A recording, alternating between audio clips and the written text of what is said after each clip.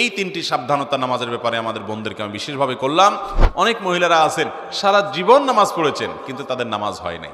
যে অনেক বোনরা আছেন রাত বিরাত পর্যন্ত, এটা শুধু এই অঞ্চলে নয়, সারা দেশে এই রোগ, যে রাত গভীর রাত পর্যন্ত মোবাইলে টিপাটিপি, টেলিভিশন দেখা দেখি, এগুলা করতে করতে আমাদের রাতের বড় অংশ কেটে যায়। ফজরের নামাজ পড়া হয় না, সন্তানদের পড়তে দেই না, নিজেরা পড়তে পারি না। অনেকে 7টা 8টা বাজে 9টা বাজে ঘুম থেকে উঠেন। আমার বোনেরা আমার, আল্লাহ রাব্বুল আলামিনের কাছে এই নামাজগুলোর জন্য হিসাবদিহি করতে হবে। দুনিয়া চিরকাল থাকার জায়গা না বোনেরা আমার।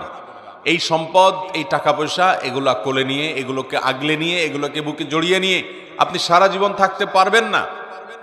বিশ্বাস করুন, আল্লাহ রাব্বুল আলামিনের কাছে আমাদের সবাইকে যেতে হবে। ইন্না লিল্লাহ, নিশ্চয় আমরা সবাই আল্লাহর সৃষ্টি।